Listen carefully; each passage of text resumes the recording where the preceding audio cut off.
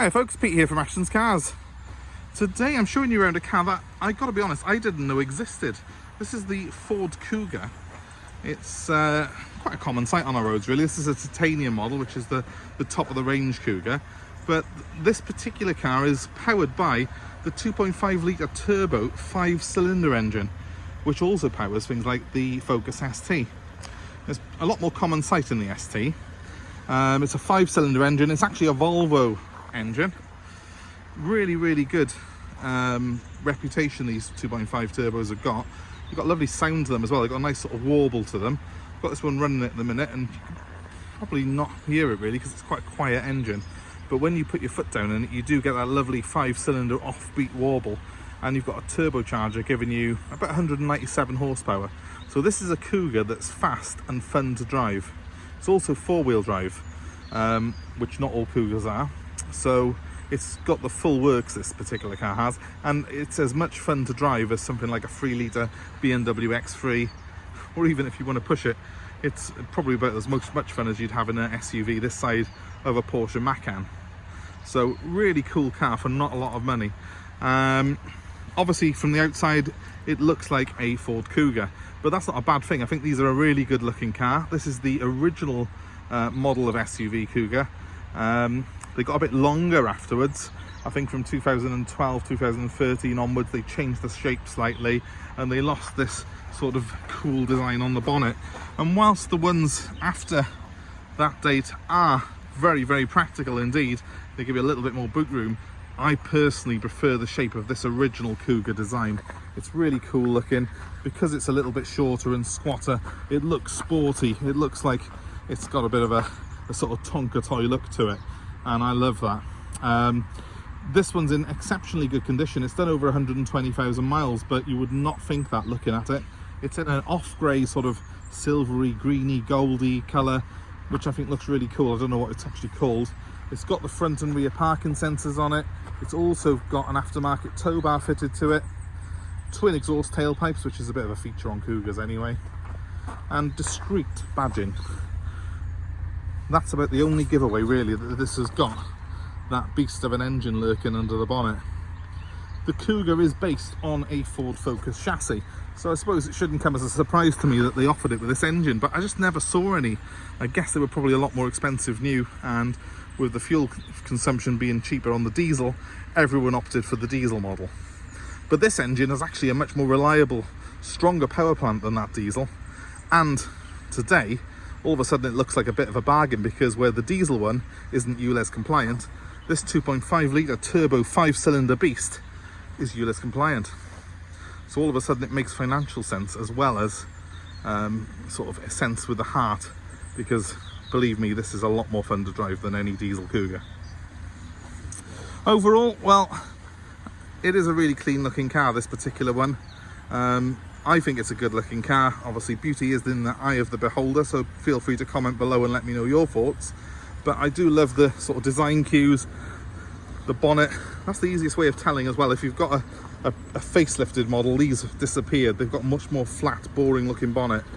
But I love the original design. I think it lost some of its purity when they did that, when they changed it and made it a bit longer. Let's have a look at the accommodation on offer. Starting at the very rear. Good sized boot. It is missing at this particular one a parcel shelf. I don't know where that's gone. We'll try and track it down for someone, but it is missing a parcel shelf. But good sized boot is huge. Not far off the size of a Mondeo in the back, a little bit bigger than you would get in the Focus obviously, with this being an SUV, and of course you've got the all important height, which does make it that much more practical. When you move to the rear of the car, plenty of space. I sit quite far back in it and there's still quite a lot of space in there behind those front seats. It's quite a nice looking design as well, with this sort of white stripe down the middle. We haven't had this one valeted yet, but it is pretty clean. This is as it came into us. And then moving on to the front, lovely design. Let's get in here and show you properly. I mean, it's very typical Ford, although someone has put an aftermarket stereo system in this particular one. So you've got a sort of Google Android type thing here, where you can play your phone music through the car, hook your phone up to it. So that just brings it a little bit more modern compared to the standard Kuga. It's a 6-speed manual gearbox, and also it's got a manual handbrake, which is a good thing because it's one less thing to go wrong on a car of this age. When I'm looking at it here now, I can see my display there with 128,000 miles. And if I put my foot on the accelerator, we'll give it a quick rev and try and listen to that 5-cylinder engine. Oh, it really sounds beautiful, that engine note. Probably won't do it justice on the recording equipment we use, but it's absolutely fantastic. You've got cruise control on this car. It's a really good system. It's easy set using these buttons on the wheel. We've got controls here for the stereo, but will that work? No, they won't work. They're redundant because someone's updated the stereo system, but quite frankly, I'd rather have that updated stereo than have controls on my wheel. You've just got to reach over and put the volume up on it instead. As I say, this is all very cool, very modern. You can probably set it up as well in some shape or fashion to sort of have various apps coming up on screen. I think it has got a navigation feature on it. Press that button there. It might need to be linked to my phone to do it, in fairness to it. We'll see if that loads something up in just a second. And we've got climate controlled air conditioning, which has got separate controls for the passenger and driver. So a good spec. Again, titanium was top of the range back in the day. So in 2010, I think with this spec and with this engine, this was probably the most expensive Kuga that you could have bought back in 2010. Obviously it has got navigation. It is loading. It's a little bit slow, but you know, it has got it, which is an absolute bonus because it wouldn't have come with that when it was new. It's also keyless, this car. You've got a power button by here to turn it on and off, and you can have 2 of these keys, which haven't got a blade. They're just a transponder where you can open and close it using the buttons on there. And as long as you've got this in the car somewhere, you'll be able to start it using the power button. And yes, look, I have got navigation on here. Again, not something I expect on a 2010 car, that, but it's got the Bluetooth, it's got the navigation, so it's very much up to date. And of course, like all Fords of this era, it has got the front and rear heated screens, which are an absolute bonus in the winter. Overall, what a beautiful car. SUVs don't have to be boring, guys, and this one really isn't. That engine is so sweet indeed. And you've got the extra practicality that with 4-wheel drive you can really get that power down. So this is a surprisingly quick car, this. You really will be shocked with the performance it offers. Hopefully that's of interest to you anyway. It's a very brief look around today because it's only just come into us. We're going to give it a full valet now and get it all prepped for sale, and it will be available for nationwide delivery. We are happy to deliver anywhere in the UK, so let us know where you are. We will sort a deal to suit you.